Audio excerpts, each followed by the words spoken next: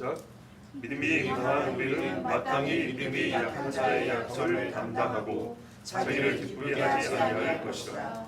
우리가 사람이 이웃을 기쁘게 하되 선을 이루고 덕을 세우도록 할지니라. 그리스도께서도 자기를 기쁘게 하지 아니하셨나니 기록된 바 주를 비방하는 자들의 비방이 내게 미쳤나이다 함과 같으니라. 아멘. 강한 자와 약한 자에 관하여, 교회 안에 있는 강한 자와 약한 자에 관하여 교훈을 다 주셨습니다. 그리고 이제 결론을 맺는 자리입니다. 지금 여기서 새삼스럽게 강한 자는 누구, 약한 자는 누구 설명 안 해도 되지요. 그런데 이제 교훈을 다 준 다음에 아무래도 이 일에 강한 자와 약한 자에게 마지막 당부를 한다면 여러분, 약한 자에게 하겠습니까? 강한 자에게 하겠습니까? 강한 자에게 하겠죠.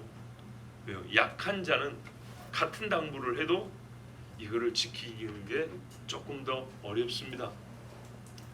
즉 말하자면 효과가 좀 떨어진다는 얘기죠. 강한 자는 알아먹고 지금 바로 행하여 약한 자에게 효력이 미치는 말씀이 되는데, 약한 자는 말씀도 자기 자신은 고사하고 강한 자에게 미칠 수 있는 말씀의 효력이 나타내야 영원하단 말입니다. 강한 자에게 한 말씀 더 합니다.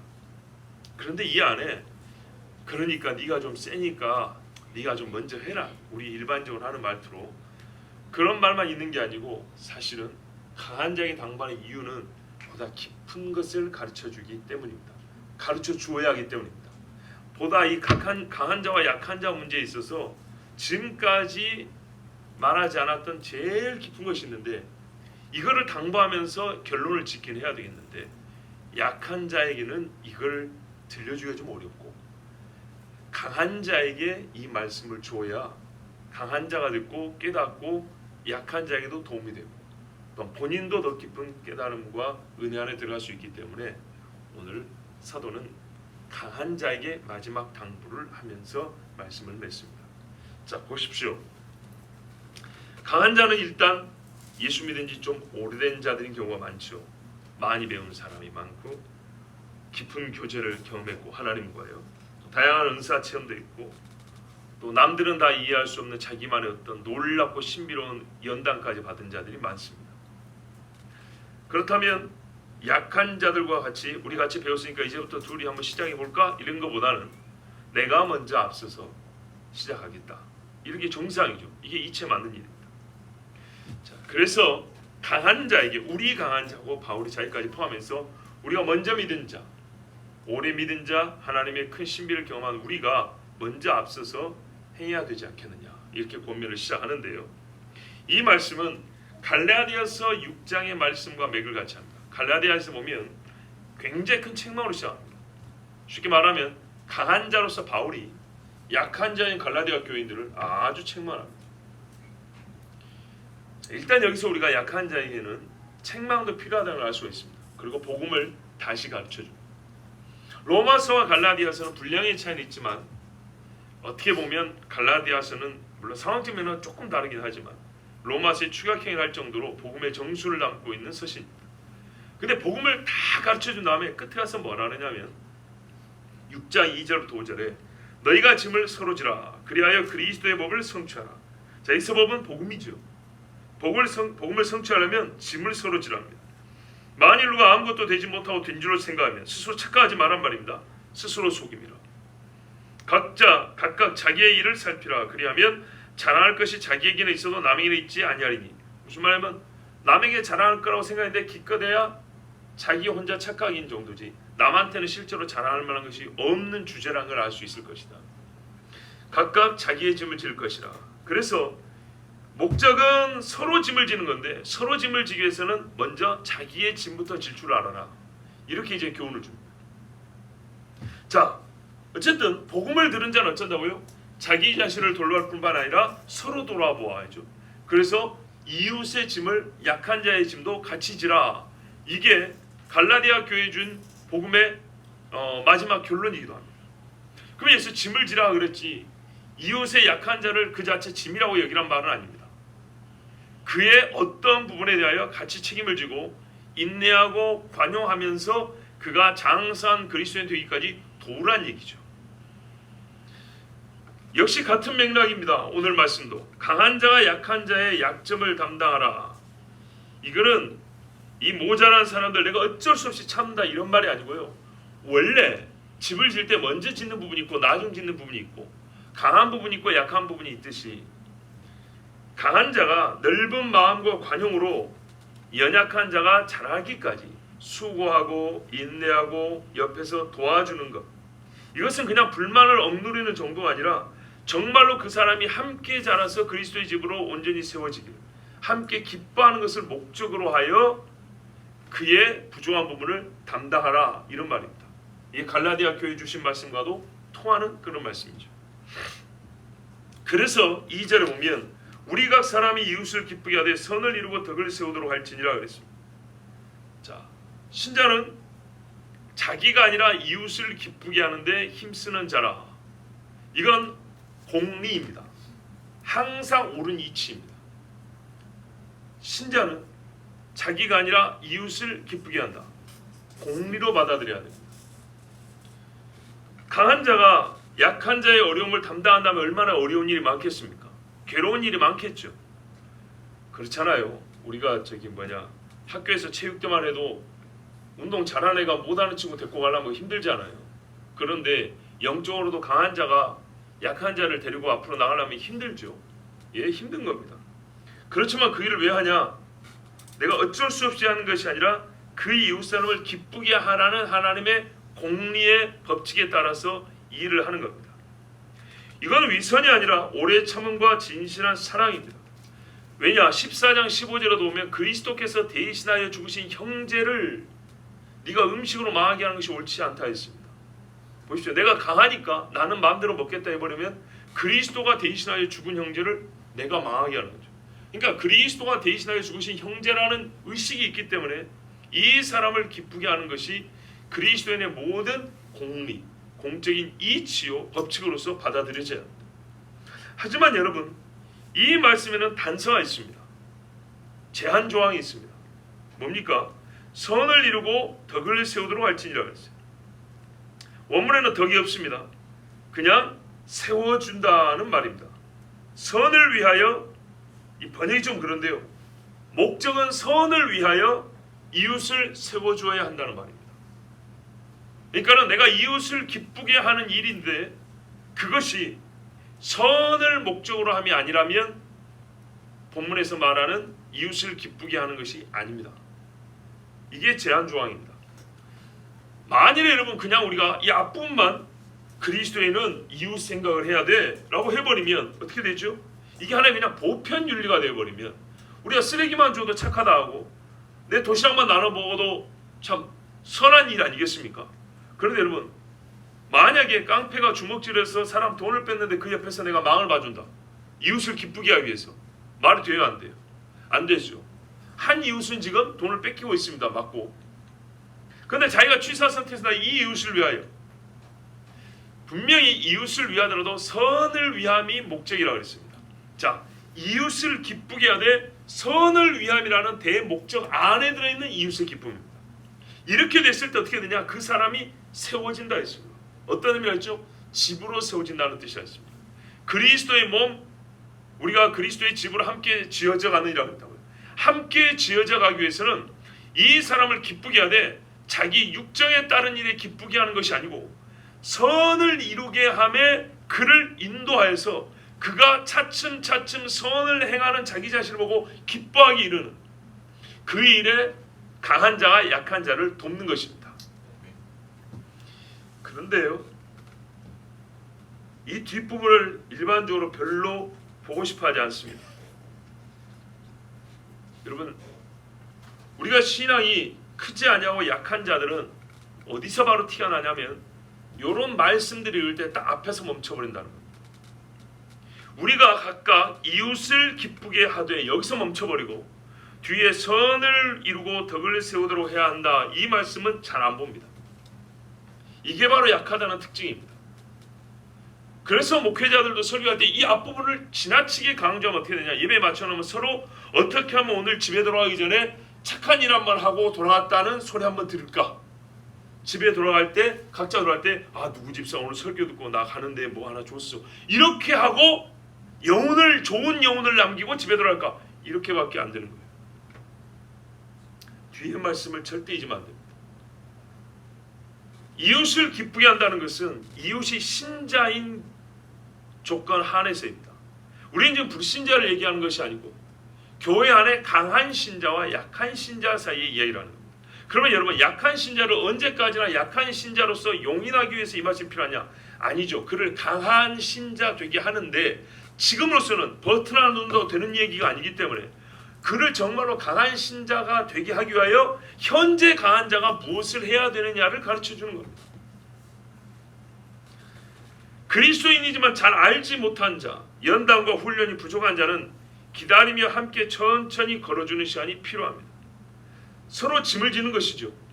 더욱 선한 것을 구상하고 계획하고 실천할 수 있기까지 지혜롭게 권면하고 지식을 전해주고 거룩한 모범을 보여주어야 그 사람을 세워주는 것이 되고 선을 위하여 그를 세우는 일이 됩니다.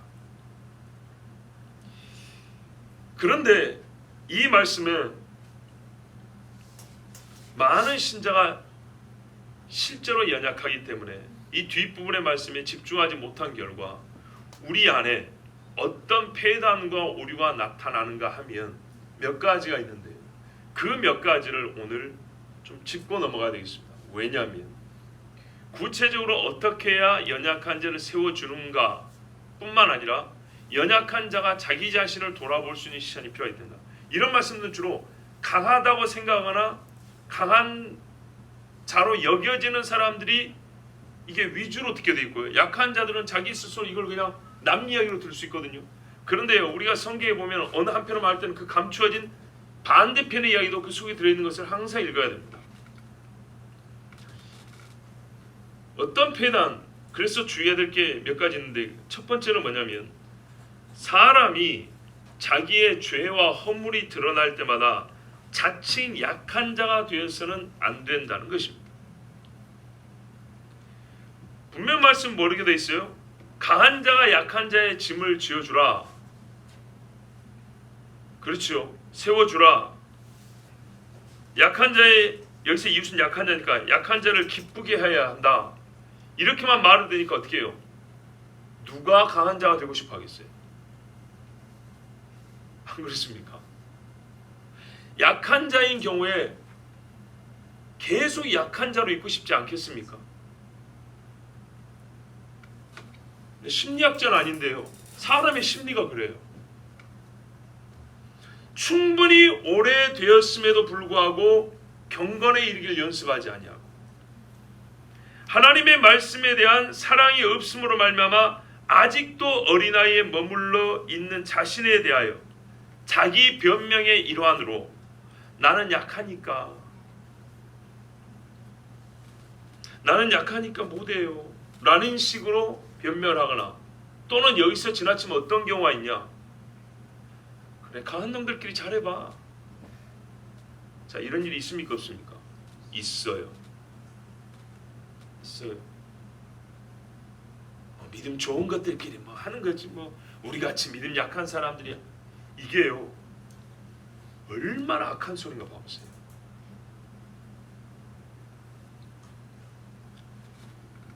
오늘 본문 말씀에서 1차적으로 강한 자가 바리새인이 되지 말 것을 분부하는 말이기도 합니다. 용어를 바꿔 말하면 보세요. 강하니까 나는 강한 자로서 이렇게 딱 서 있고 약한 놈이 올 때까지 그냥 내가 기다려는 주지 뭐. 이런 바리새인화 되지 마라. 이건 눈에 보이는 거예요. 그런데 보이지 않지만 속에 들어있는 게 뭐라고요? 약한 자가, 말씀의 목적은 약한 자가 강한 자가 되기 위하여 도우라는 거예요.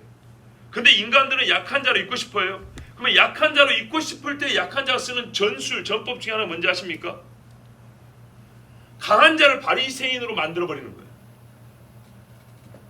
너 잘났다.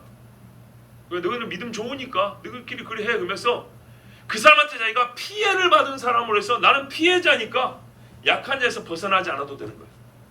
뭔가 좀 스쳐 지나는 게 있지요. 이게 뭔지 아십니까? 약한 자가 오히려 바리새인이 되는 겁니다. 잘 보세요. 바리새인은 강한 자만 되는 게 아닙니다. 약한 자도 바리새인이 됩니다. 바리새인의 특징이 뭐죠? 위선, 자기의. 그래 나는 약해. 그럼 어쩐다는 거죠? 신자라면 괴로워야죠. 자기 약하면 괴로워야죠. 근데 괴로움이 없어요. 만약에 강한 자가 자기를 지나치게 꾸짖는다면 거기에 대해서는 반론이 있을 수 있는데, 꾸짖음 자체에 대해서 자기가 약한 자로 너무 오래 있었다는 것에 대한 지각을 하지 않아요. 자기 연민, 소위 피해의식이라고 그러죠. 그래 나는 약해. 나는 약한 자야. 나는 이것밖에 안 돼. 그래 너희들 잘났어. 그러면서 이렇게 약한 자들끼리 뭐예요? 아무도 공격하지 못하고 아무도 우리를 수정시키지 못하고 아무도 우리를 가르치지 못하게 약한 자라는 방패, 약하면 방패를 딱 세워놔요. 우리는 약하니까 너희는 강한 끼리 해. 약한 쪽으로 들어오지 마. 약한 자의 바리새인화. 그러면 시간이 많이 지났는데 이제 문제는 뭐냐면요, 그게 초신자 때는 그나마 이해가 돼요. 근데요, 예수 믿은 지 20년 30년이 지났는데 여전히 자기 자신을 약한 자화시키는 사람이라면 진짜 바리새인 아닙니까? 하나님께 한번 여쭤봅시다. 하나님 30년이 지났는데 나 아직도 약한 자로 있어도 됩니까? 라고 물으면 하나님이 그래라고 할까요? 아브라함이 하나님 만난 지 몇 년이나 됐다고 노년이 됐고 자식 준다는 건 못 믿었던 하나님이 한 25년 안 만나 주셨죠. 70이 넘었는데 자식 난단 말이 좀 안 믿겨지긴 하지. 근데 그거 안 믿었던 하나님이 한참 오랫동안 안 만나 주셨어요. 여러분, 강한 자들이 약한 자를 배려하지 않는 것이 아니라 스스로 게으르고 잘하기를 원하지 않으므로 자기 자신을 젖먹이로 만든 약한 자 본인의 책임이 있다는 걸 아셔야 되고, 약한 자가 오히려 강한 자를 바리새인으로 만드는 바리새인화 되어가고 있다. 자기 자신이 남을 바리새인으로 만드는 바리새인이 되었다. 자기 의를 방어하기 위해서 굉장히 조심해야 됩니다. 히브리서 5장에 때가 오래되었으므로 너희가 마땅히 선생이 되었을 터인데, 여기 오래됐다는 때를 몇 년이나 주면 될까요? 여러분, 초등학교 1학년과 6학년의 차이를 아십니까? 나이가 비록 3살밖에 차이가 안 나도 고등학교 1학년과 대학교 1학년은 엄청난 차이라는 걸 아시죠? 신앙은 몇 년이 주어져야 오래됐다는 말을 할 수 있을까요? 한 100년 줄까요? 때가 오래되었으므로 너희가 마땅히 선생이 되었을 터인데, 정확히 몇 년이라고 말하기는 어렵지만 10년이면 여러분 충분한 겁니다. 너희가 다시 하나님의 말씀의 초보에 대하여 누구에게서 가르침을 받아야 할 처지이니 단단한 음식은 못 먹고 젖이나 먹어야 할 자가 되었도다. 이는 젖을 먹는 자마다 어린아이니 의의 말씀을 경험하지 못한 자요. 본인이 의의 말씀을 경험하지 못했다는 것을 지각을 해야 되는데, 그래 나는 몰라 너 잘났어 이러면 안 된다는 거예요. 단단한 음식은 장수한 자의 것이니 그들은 지각을 사용하며 연달마다 선악을 분별하는 자들이니라. 아멘. 이 말씀이 지금 누구를 책망하고 있죠? 어린아이를 책망하고 있어요. 왜? 오래되었기 때문에, 신자에 둘러싸여서 수십 년을 살았기 때문에, 교회라는 공동체 안에서 20년의 양육을 받았기 때문에 충분하다는 거예요. 그런데 그때가 되었어도, 아니 예수 믿는 지 1년 때는 나는 어린아이에서 못해란 말도 이해가 돼요. 그러니까 어떻게 해요? 10년 된 사람이 참아주고 따도 끓여주고 먹여주고 끌어주는 거예요. 그런데 내가 30년이고 네가 20년 되는데 30년이 아직도 20년을 챙겨줘야 됩니까?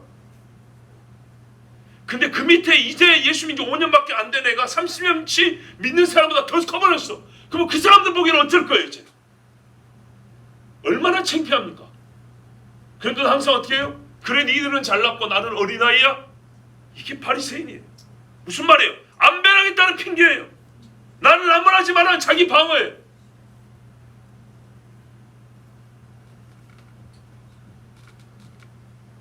여러분, 그러면 내가 말을 바꿔서 말해볼게.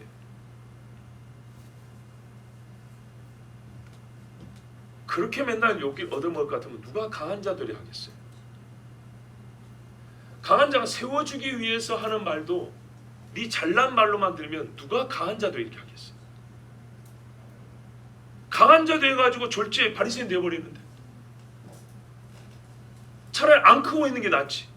욕 안 얻어먹으려면 같이 안 크면 되겠네요. 그러면 어떻게 되죠? 교회가 전부 다 애들만 있는 거예요. 원하십니까? 내가 욕을 얻어먹을 때는 괴롭지만 사실 크게 보세요. 크게 봐서 나를 나무라는 그 가한 자가 나하고 똑같이 애라고 생각을 해보세요. 40년짜리 애들이 몇십 명이 드글드글한 교회라고 한번 생각을 해보세요. 여러분 그 마음에 드십니까? 과연 그 교회가 여러분 교회라고 볼 수 있을까요? 아니죠. 그러면 강한 자들이 약한 자를 어떻게 해요? 선을 위하여, 선한 일을 위하기 위하여 세우는 일에 어떻게 해요? 너 잘난 척하지 마 그러지 말고 고맙다 그래야 되는 거예요. 누가 욕 얻어먹으려고 강한 자가 되냔 말이에요. 강한 자 노릇했더니 욕만 얻어먹는 게 누가 강한 자가 되냐고요. 교회 갑시다 했더니 니는 교회 가는 게 익숙하지만 나는 힘들어.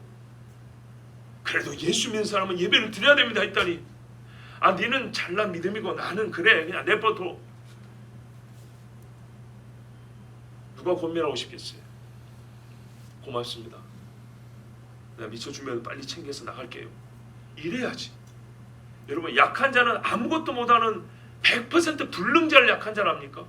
상대적으로 약하다는 얘기예요. 믿음이 없다는 뜻이 아니고. 그런데 약한 자들은 강한 자 앞에서는 제로인 것처럼 행세를 하고 제로해도 되는 것처럼 그렇게 제로인 상태에서 막 크는 사람의 배려를 받는 것처럼 깐난아이처럼 배려를 받으려고 해요. 두 번째 조심할 게 바로 이겁니다. 이웃을 기쁘게 한다는 것이 그보다 더 큰 원칙의 제한을 받는다는 사실. 아까 우리 선을 위하여 나와 있죠. 선을 위하여.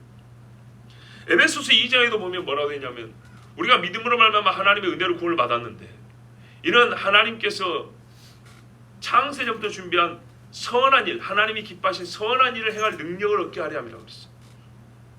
은혜를 입은 자가 하나님이 선하다고 판단하는 일을 행할 능력을 얻게 하기 위하여 은혜로 구원하신다고 그랬어요. 만약에 사람이 자기 힘으로 구원을 받으면 선을 행할 수가 없어요. 자기가 구원됐다는 이 사실 자체가 내가 가장 지금 선한 일을 했다는 마지막 종지부가 될 것인데 뭔 더 선한 일이 있겠어요? 아니 내가 나를 구원할 정도로 선한데 무슨 더 이상의 선한 일이 있겠어요? 없겠죠. 그런데요 하나님이 나를 은혜로 구해줬기 때문에 하나님이 기뻐하시는 선한 일이 우리가 남아있고 그것을 할 수 있게 되는 거예요.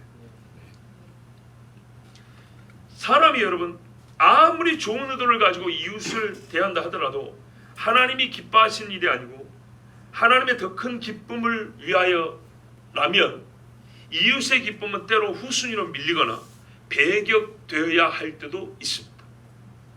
이스라엘 왕정사를 보세요. 사람을 기쁘게 일을 배격하고서야 하나님의 기쁨이 되는 일이 있고 하나님의 기쁨을 위하여 틀린 일을 하지만 사람의 기쁨을 뒤로 미루는 경우들도 있습니다. 다윗의 삶을 봐도 이게 확실하지 않습니다. 바로 이게 중요한 교훈인데요. 갈라디아서 1장 10절 말씀을 함께 보겠습니다.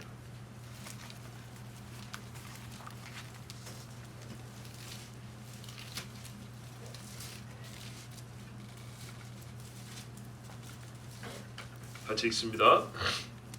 시작. 이제 내가 사람들에게 좋게 하랴 하나님께 좋게 하랴 사람들에게 기쁨을 구하랴 내가 지금까지 사람들의 기쁨을 구하였다면 그리스도의 종이 아니니라. 아멘. 맥락은 복음을 거부하는 사람들 앞에서 복음을 증거할 때 바울의 사도로서의 자세를 말하고 있습니다. 그런데 이 안에 맥락을 넘어서서 정말 중요한 대원칙이 있습니다. 사람이 무슨 일을 하든지 간에 제일 중요한 것은 하나님의 기쁨이라는 것. 사람의 기쁨을 쫓다면 죄를 행할 수가 있고 하나님의 원수가 될 수 있습니다. 사람이 육신의 자기 정욕대로 살면 하나님과 원수가 될 것이죠. 하나님의 영을 따라 대하면 하나님과 하나님의 자녀도 되고 친구도 된다고 했어요. 맥락은 로마서와 조금 다르지만 큰 원칙이 이 안에 있습니다. 무슨 일을 하든지 간에 사람이 어떻게 해요? 하나님의 기쁘심을 위하여. 로마서 14장에 이미 나와 있죠. 우리가 살아도 주를 위하여 죽어도 주를 위하여. 역시 성경은 한 말씀이기 때문에 항상 똑같은 말씀 우리에게 주고 계십니다.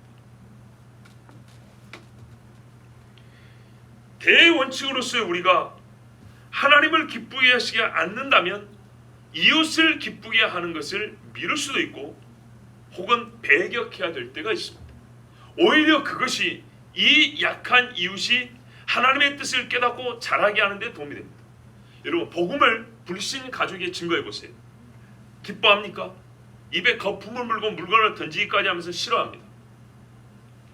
거의 원수 되기 직전까지 갑니다. 자, 그러면 그 이웃을 기쁘게 해서 복음을 증거하지 않을까요? 그러면 구원을 받을 가능성 자체가 없어져 버립니다. 비록 화를 낼지라도 그가 그렇게 듣기 싫어하는 복음을 전하면 그가 듣고 예수 그리스도 앞에 나올 수가 있습니다. 여러분, 니고데모가 예수님께 책망을 들을 때 기분 나빴습니다. 너는 이스라엘의 선생으로서 이것도 모르냐? 거듭남도 모르냐? 얼마나 자존심 상했는지 모릅니다. 예수님의 베드로한테 하는 식으로 지금 증거하면 아무도 예수 안 믿습니다. 밤이 새도록 일을 했는데 얼마나 피곤한지 모릅니다. 좀 쉬어야 될 때인데 다시 그물을 배 타고 가서 저 멀리 내리라는 거예요. 기분 나빠서 나 교회 안 가. 뭐 예수 믿는데 이런 것까지 해야 되나? 그냥 앉아서 가만 듣고 아멘하고 끝나는 거 아니에요? 아니요. 예수는 그렇게 안 했어요. 제자들 데리고 밤에 배를 타고 다니셨어요. 아니 좀 일하는 시간에 일하고 잘 시간에 좀 잠을 얼마나 좋아요. 그런데 새벽에도 기도하지, 밤에도 이리 가자 저리 가자 하지. 어쨌든 밥도 굶겨야 되지. 예수 믿기 이렇게 힘든가요? 그거 다 빼고 좋은 대로 해볼까요? 그러면 씻을 분도 넉넉하고 먹을 것도 넉넉하고 가는 데마다 사람들이 환영받고, 그걸 구하지만 예수님 그렇게 제자들을 기르지 않으셨어요. 사람을 기쁘게 하면 복음이 증거되지 않고 하나님의 나라 증거되지 않습니다. 역사상 가장 거친 말만 하고 살다 죽은 사람이 있습니다. 세례요한. 살면서 주를 위하여, 하나님의 나라를 위하여 입을 열 때마다 부드러운 말이 한마디도 안 나왔어요. 거친 말 때문에 결국에는 목이 잘려 죽은 사람입니다. 왜 그랬죠? 광야에 외치는 자라 그랬어요. 그 시대에 세례요한이 한 명 있었어야 되는 거예요. 즉 광야에 외치는 자의 소리가 있어야 돼요. 천국이 가까이 왔으니까 부드럽게 천국에 왔으니까 한번 와서 한번 구경 한번 해보세요. 이게 아니고 회개하라, 천국이 가까이 왔느니라, 도끼가 나무 뿌리에 놓였다. 이렇게 외치는 자가 있었어야 되는 거예요. 왜? 너무 많이 높아지고 너무 많이 꺼져버렸기 때문에 땅이. 높은 것은 깎아내리고 내린 것은 쌓아서 올리고 이 일을 해야 되기 때문에 부드러운 사퍼지 갖고는 안 되는 거였어요. 하나님을 기쁘시게 위하여 세례요한은 사람을 불쾌하게 했어요. 이게 필요했어요. 왜냐? 결국에는 이들이 이 말씀을 듣고 회개한 자들은 세례요한의 말을 듣는 불쾌함보다 그 말을 듣고 불쾌함을 넣어서 예수 믿는 기쁨이 훨씬 더 클 것을 알기 때문이었어요. 세례요한의 제자 중에 예수님의 첫 번째 제자가 나왔다는 거 아시죠? 그리고 이것은 제가 로마서와 갈라디아서와 또한 성경에서 여러 가지 예를 찾아서 여러분에게 증거를 대는 것 정도가 아닙니다. 로마서 본문 말씀이 그렇게 가르칩니다. 로마서 오늘 말씀 중에 정말 신기하고 언뜻 이해가 안 되는 구절이 있습니다. 3절 같이 읽습니다. 시작. 그리스도께서 자기를 기쁘게 하지 아니하셨나니 기록된 바 주를 비방하는 자들의 비방이 내게 미쳤나이다 함과 같으니라. 아멘. 자, 지금 강한 자가 약한 자를 배려하고 세워주는 이야기잖아요. 그죠? 로마서 맥락은 그렇죠. 단 선을 위하여 약한 자를 세워줘야 한다는 단서가 있지만 큰 주제는 뭡니까? 강한 자가 약한 자를 먼저 생각하고 짐을 지어줘야 한다, 이 말씀이죠. 그러면 지금 이제 마지막 종집을 찍기 위해서 예증을 하는 거예요. 예를 들어 증거를 확실하게 하는 겁니다. 근데 이제 예수님 이야기했어요. 모세도 좋고 바울도 좋고 바나바도 좋은데 예수님 이야기를 했어요. 그러면 예수님 이야기를 했으면 이와 같이 예수께서도 자기 제자들의 연약함을 받으셨나니, 베드로가 그를 부인할 때 참고 기다리사 다시기를 회복하여 사도가 되게 하셨으며, 이래야 자연스러워요. 맞죠? 왜? 강한 자가 약한 자를 세워주는 이야기니까. 맞습니까? 그런데 오늘 본문 보세요. 그렇게 되어 있는가? 그리스도께서 자기를 기쁘게 하지 아니하셨나니. 오케이. 그러면 강한 자가 자기를 기쁘게 하지 않고 이웃을 기쁘게 한다니까 해서 그리스도는 강한 자죠. 맞죠? 그리스도는 강한 자예요. 그런데 기록된 바, 그럼 어떻게 자기를 기쁘게 하느냐 했더니 주를 비방하는 자들의 비방이 내게 미쳤나이다 함과 같으니라. 여기서 주가 누굴까요?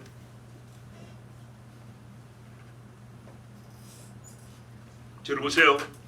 그리스도가 무슨 일을 했는데 요 하신 일이 주를 비방하는 자의 비방이 내게 미쳤나이다의 성취인 거예요. 하신 일이. 그러면 여기서 주는 누구냐면 여호와 하나님인 거예요. 네. 왜? 그리스도가 그 주의 비방을 내가 받았다 이런 말이거든요. 맞죠? 그러면은 그리스도께서 자기를 기쁘게 하지 아니하시다. 여기까지는 오케이인데 뒤에 뭐 연약한 자를 위하여 자기를 기쁘게 하지 아니하고 십자가를 지셨다. 또는 제자들을 오래 참으셨다. 이러면 아주 자연스러운데 그러지 않냐고 그리스도께서 자기를 기쁘게 하지 아니하사 여호와 하나님 성부에게 돌아갈 비방을 자기에게로 돌리셨다. 이것이 오늘 말씀의 결론이에요. 여기까지 듣고 모르는 사람은 모르는 거고 아는 사람은 무릎을 치는 거예요. 여러분 근데 이게 언뜻 이해가 됩니까? 성부 하나님이 그리스도와 비할 때 약한 자인가요? 아니죠. 아니죠. 오히려 이렇게 하죠. 우리 사람끼리 강하고 약해봐야 얼마나 차이가 나겠냐. 근데 그리스도를 기준으로 하면 우리는 얼마나 차이가 많이 나냐. 근데 그리스도께서 이 먼 차이까지 참아주셨다면 우리 도찐 개찐인데 강한 자가 약한 자 좀 참아줄 수 있는 거 아니냐? 아 충분한 이야기죠. 그런데 그게 아니라 거꾸로 갔다고요. 여기서 이리 간 게 아니라 요 위쪽으로 가버렸다고요. 그리스도께서 하나님 아버지 성부를 위하여 참으셨다는 거예요. 성부의 기쁨을 위하여 참았다는 거예요. 그러면 여기서 논리적으로 보면 성부가 약한 자야 되는데 성부가 약한 자인가요? 아니죠. 아닌 거예요. 성부가 약한 자가 아니에요. 성부는 올마이티 갓, 전능한 하나님이에요. 그럼 이게 무슨 말인가요? 어떻게 이게 정리가 되죠? 그래서 갈라디아서를 봐야 되는 거예요. 무슨 말입니까? 자, 본문 말씀은요 시편을 인용한 거예요. 그럼 시편을 좀 보면 이해가 더 빠르겠죠. 시편 69편 6절에서 11절을 보면 한 의로운 자가 나옵니다. 이 의로운 자는 친구에게 버림을 당하고 원수들에게 공격받는 사람입니다. 자, 한번 읽어볼게요. 주 만군의 여호와여, 주를 바라는 자들이 나를 인하여 수치를 당하게 하지 마옵소서. 이스라엘의 하나님이여, 주를 찾는 자가 나로 말미암아 욕을 당하게 하지 마옵소서. 이 사람이요 의를 행하는 사람이 맞아요. 읽다 보면 의로운 사람 맞는데 기도하는 사람이잖아요. 그런데 사회적으로 얼마나 힘드냐면 내가 하나님을 향하여 뜨거운 마음을 갖고 있기 때문에 내 주변 사람들이 오히려 욕을 당하는 거예요. 그 정도로 사회적 배경이 좀 안 좋아요. 아시겠죠? 자, 그런 상황에서 먼저 기도하는 거예요. 하나님, 내가 주님을 믿는 걸 포기할 수는 없습니다. 근데 그러다 보니까 내 가족이 피해를 당하고 내 친구들이 오해를 받고 주변 사람들이 수욕을 당하고 있습니다.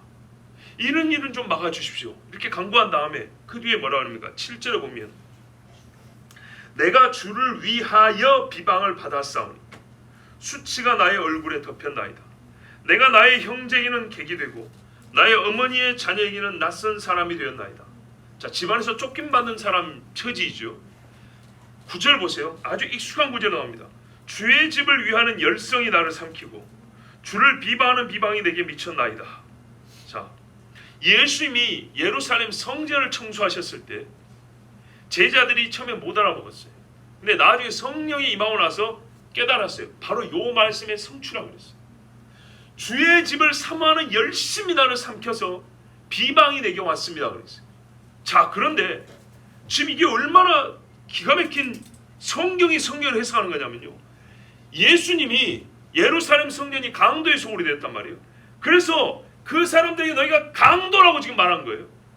하나님의 성전을 강도의 소굴로 만들었으니까 너희는 강도 아니에요. 그죠? 예수님이 너희는 강도라고 했더니 찔린 사람들이 은매 저것이 나를 알아버렸어야. 그래가지고 어떻게 해요? 예수님을 비방하는 거죠. 누굴 보고 강도라 그래? 이렇게 비방하는 거죠. 자, 이것이 충분히 있을 수 있는데 성경 해석은 그게 아니고 이들이 하나님을 비방할 것을 예수께로 돌렸다 이렇게 말했어요. 이게 중요한 겁니다. 자, 보세요. 주의 집을 위하는 열성이 나를 삼켜 주를 비방하는 비방이 내게 미쳤나이다. 요 말씀이 지금 로마서에 인용이 되어 있단 말이에요. 그 예수님이 성전 청소할 때 이 말씀이 성취되어 있다고 했단 말이에요. 근데 요 말씀을 인용하면서 예수님이 말하래요. 자기를 기쁘게 하지 않았는데 주를 비방하는 자들의 비방이 내게 미쳤나이다. 이게 무슨 말이에요? 이 사람들이 여호와를 비방하는 자들인데 여호와를 비방하는 자들이 이제 그 비방을 나에게 한다는 거예요. 이게 무슨 말이냐면 예수께서 하나님을 위하여서 하나님의 집을 위하여 어떤 일을 했어요? 어떤 일을 했더니 뭐가 들통나냐면 사실은 이놈들이 하나님 부르지만 하나님을 비방하는 자들이라는 게 들통이 난 거예요. 그랬으니까 강도의 소굴을 만들죠. 생각을 해보세요.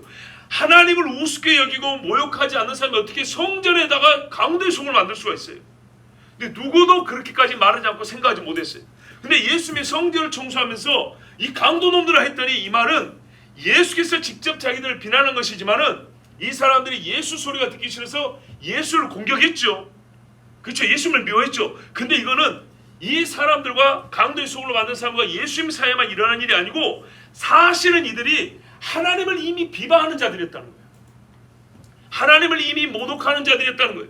그래서 이 사람들이 들통이 났을 때 그들이 다른 사람들은 못 듣지만 속으로는 이미 하나님을 욕하고 하나님을 우습게 여기는 이 마음을 갖고 있었는데 이것을 그대로 예수께서 그걸 나에게 돌려라고 방향전환시켰다는 거예요. 그래서 예수님이 이 전을 청소할 때 사람들이 하나님을 막 미워하는 마음이 이제는 예수님께 확 돌아왔다는 얘기입니다. 하나님을 기쁘시게 하기 위해서 하나님의 전을 깨끗이 하고 하나님께 돌아가고 있는 욕을 내가 먹겠습니다. 이렇게까지 돌렸다는 거예요. 이것은 정말 이웃을 향하여 가장 선한 일을 한 것이죠.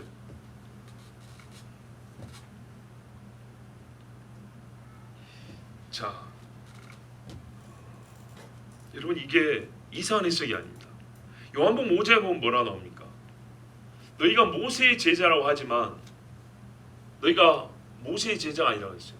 만일 너희가 진짜 모세의 제자였다면 모세의 글을 읽고 나를 알았을 거다 그랬어요.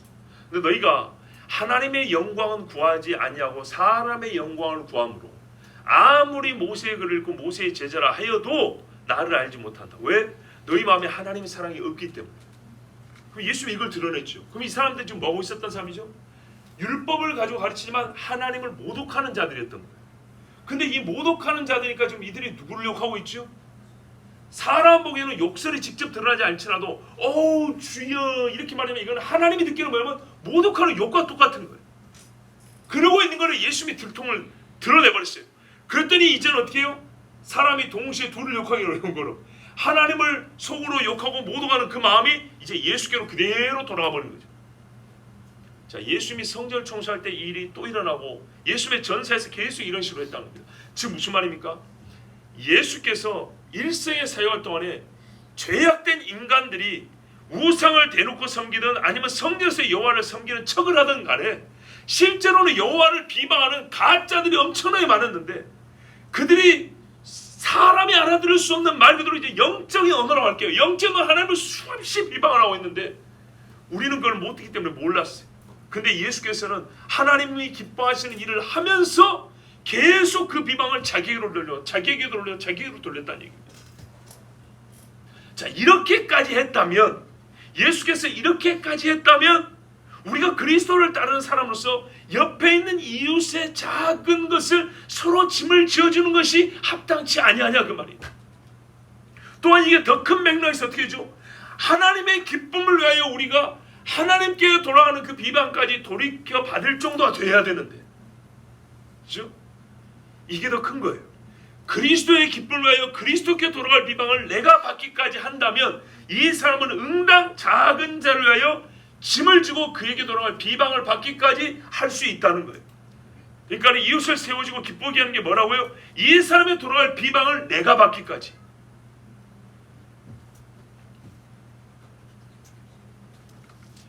자, 10절 그대로 그냥 듣기만 하십시오. 시편 69편 10절 이하에 보면 내가 곡하고 금시가했더니 그것이 도리어 나의 욕이 되었으며 내가 굵은 배로 내 옷을 삼았더니 내가 그들의 말거리가 되었나이다.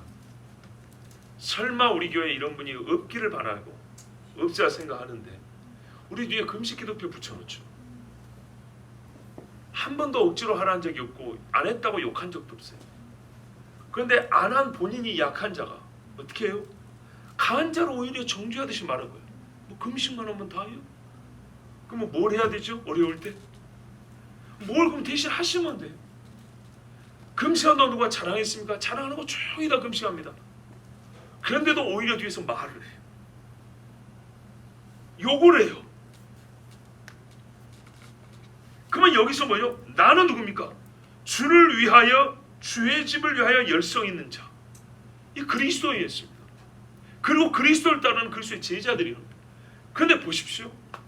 밖에서는 그리스도를 믿는다고 욕을 하고 핍박을 하고, 안에서는 같이 있는 사람들이 어떻게 해요? 자기가 못하면서 금식하고 기도하는 사람을 욕하는 거예요. 배옷을 입고 나라와 민족을 위해 슬피 우는 사람 어떻게 해요? 뒤에서 자기들끼리 쏙 말을 하는 거예요. 약한 자들이 바리새인이 되어 있는 거예요. 그럼 강한 자가 어디까지 가야 되냐? 말하자면 그거예요. 약한 자가 바리새인이 되어서 강한 나를 욕하고, 또는 진실함으로 하나님께서 믿음을 줘서 성장하였기 때문에 그 성장한 믿음을 갖고 주를 위하여 살고 싶은데도 불구하고 이것을 가식이나 위선으로 치부하여 바리새인으로 만들어버리는 그런 정말 고통스러운 비방까지도 감수하면서 예수께서 강한 자로 오셔서 약한 자를 세우시고 했더만 뭐라 그래요? 세리와 죄인의 친구라고, 아주 약한 자 취급을 하고, 아니면 본인만 혼자만 의롭냐고 이렇게 하고. 근데 그 모든 걸 참았죠. 그래요. 결론은 강한 자가 참아야 된다는 얘기입니다. 어쨌든 간에. 왜? 약한 자는 모르니까. 그러나 조심할 건 약한 자 스스로 나는 계속 약해도 되고, 약한 것이 무슨 벼슬이라 되는 것처럼 절대 그렇게 생각하면 안 된다는 거예요. 하나님께서 때가 되면 셈을 하십니다.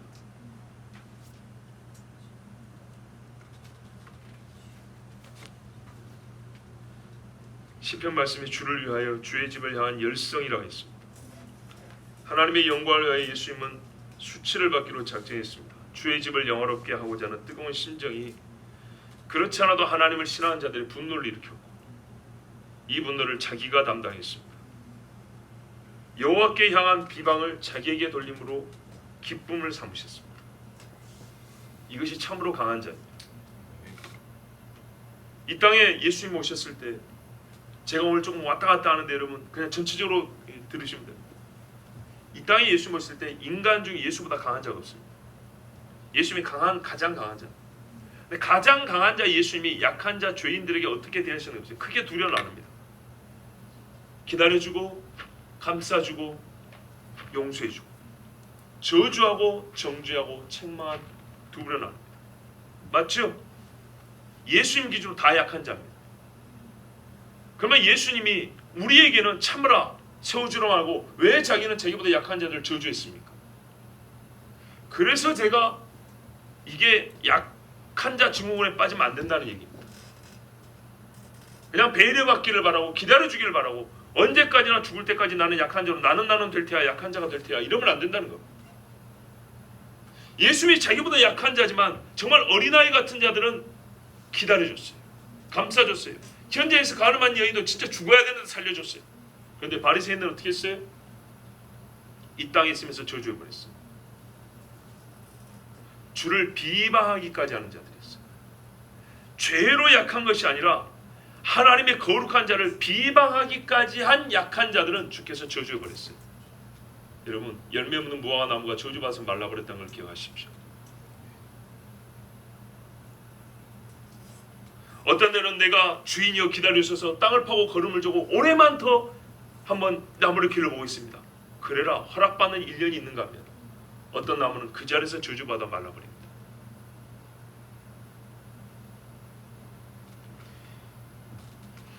형제를 향한 비방을 내가 들으면서까지 약한 자의 짐을 지는 강한 자가 되어야겠습니다. 그 사람은 비록 성전도 아니고 하나님도 아니지만 약한 자를 세우는 일이 진짜 중요하기 때문에 예수께서 십자가 고난을 지심으로 이 일을 우리에게 하라 명하셨습니다. 그러나 이 일이 그가 선을 행하고 그리스도의 집으로 지어지기 위한 큰 목적과 하나님의 큰 원칙 안에서 이루어져야지, 그저 사람의 마음을 기쁘게 하고 평안케 해준다는 이런 일념으로 행해져서는 안 됩니다. 그것은 같이 죽는 일입니다. 예수님의 모범도 그것을 보여준 게 아닙니다. 그래서 3절 말씀에 예수께서 주를 향한 비방이 내게 미쳤나이다 했습니다. 예수님께서 하나님을 기쁘시 한 거였습니다. 오히려 하나님을 기쁘게 함으로 어떤 일단의 사람들은 분노케 했습니다. 그러나 하나님을 기쁘게 하자 결과적으로는 많은 사람이 기쁨을 얻게 되었습니다. 그래서 이 큰 비전을 바라보고 우리가 이웃을 기쁘게 하는 약한 자의 짐을 지는 일을 수행해야 합니다. 끝으로 저는 이 말씀을 준비하면서 7년 전의 일을 추억합니다.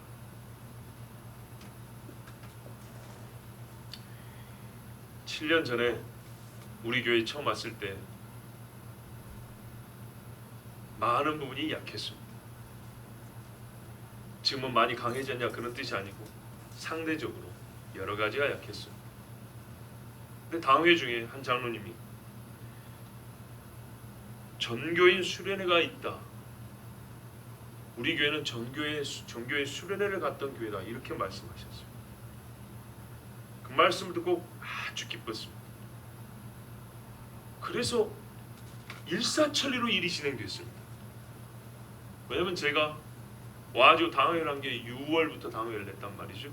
6월 아니면 7월 이때 당회를 했는데 7월 말 8월 초에 수련회 갔으니까 일사천리로 진행이 된 거죠. 오자마자.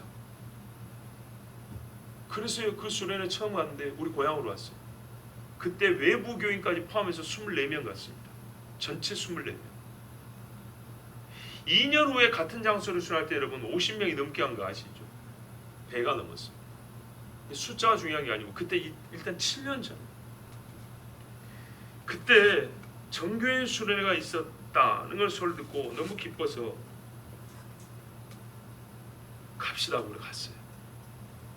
근데 여러분 바로 이런 거거든요. 누구는 가고 싶지 않습니다. 누구는 그냥 없었던 거 계속 없으면 좋습니다. 그런데 여러분 과연 수련회를 갔다 와서 약해졌냐? 아니죠. 강해집니다. 한 사람이라도 강해진 사람이 있습니다. 아까 제가 설교 중에 말씀드렸지만 전부 다 약한 채로 듣기 싫은 소리 하지 않고 책망도 없고 꾸짖음도 없고 강한 자도 피곤한 거 그냥 그만두고 다 약한 자로 10년 20년 그리 갈까요? 다 잠자고 30년 그리 갈까요? 정말 속 터지는 소리 안 하고 편하게 그리 살자 죽을까요? 누군가는 기도해야죠. 말을 해줘야 되고 누군가는 우리 수련회도 갑시다 하고 말을 해줘야 되고 누군가는 성경도 좀 봅시다 말을 해줘야 되고 여러분 이게 다 정죄가 아니라 세우는 말들 아닙니까? 세우는 말들로 들으셔야지. 세워주기 위해서 저 사람이 힘든 이야기를 하는구나라고 들어야지. 강한 자는 자기 들으려고 하는 얘기가 아니에요. 약한 당신 영혼 생각해서 하는 말인데 무슨 듣기 싫은 소리는 전부 다 안 좋은 쪽으로 해석을 하고 자기 듣기에 좋은 이야기는 다 더 좋은 쪽으로만 해석을 하고 언제까지 어린아이 같은 귀를 갖고 있을 거냐 말이죠. 근데 그 힘든 데서 천리를 갔어요. 천리를. 그래서 여러분 천리길 가서 수련회 2번 갔는데 2번 갔더니 믿음이 2배 더 떨어졌습니까? 아니죠. 스스로 강한 자나 자처한 자는 약해지고 진실로 약한 자는 점점 강해지는 일들을 제가 10몇 년 목회하면서 보고 있습니다. 근데 어쩔 때 강해지고 어쩔 때 약해진다. 그것이요 사실 지금 제 설교 시간에 다 들어있습니다. 현실 세계에서 이루어질 때 어떤 경우에 강해지고 어떤 경우에 약해지냐, 제가 오늘 말씀드리면서 정말 가슴 아파서 한 그런 부분에서는 그 약해지는 것들이에요. 그런데 우리가 같이 기도합시다. 예배합시다. 말씀 봅시다. 힘들어 같이 갑시다.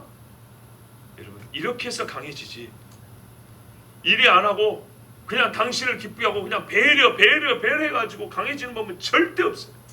하나님의 최종 말씀 보니까는 강한 자는 강한 대로 살고 약한 자는 약한 대로 살라는 게 아니고 같이 강하게 하기 위하여 강한 자가 해야 할 일을 지금 가르쳐 주는 거예요.